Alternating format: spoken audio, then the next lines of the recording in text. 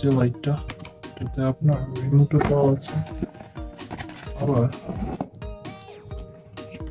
Bluetooth connect করে আপনারা এটাতে গানও বাজাতে পারবেন।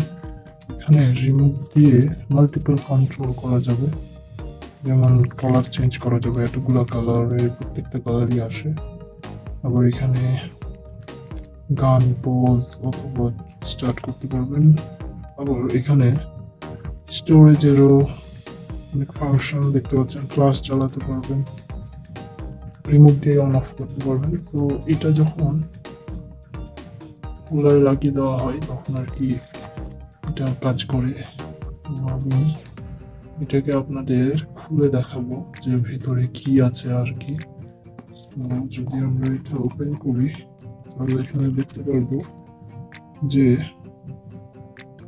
একটা স্পিকার আছে, যেটা খুবই লো কোয়ালিটির স্পিকার। সাথে আছে হচ্ছে মডিউলটা। তো এখানে আইআর এর জন্য, রিমোট কন্ট্রোলের জন্য যে আইআর সেন্সর লাগানো আছে। সাথে আছে হচ্ছে এলইডি গুলা, যে এলইডি গুলা আপনার মাল্টিপল চেঞ্জ হবে। তো আমরা যদি এটা ওপেন করি তাহলে হয় সেটাই চেক করে দেখি। আমরা এটা ওপেন করলে এখানে সার্কিটটা এমন দেখা যায়, যেখানে হচ্ছে আপনার কিছু এলইডি দেওয়া আছে আর কিছু হচ্ছে আরজিবি এলইডি দেওয়া আছে। এগুলো হচ্ছে নর্মাল এলইডি, এই সাদা সাদাগুলো, আর এগুলা হচ্ছে আপনার আরজিবি এলইডি। আর এইটা হচ্ছে ব্লুটুথ মডিউলের জন্য অ্যান্টেনা, কিছু রেজিস্টার লাগানো আছে। এটা তো আইআর সেন্সর, এইটা হচ্ছে স্পিকারটা। আর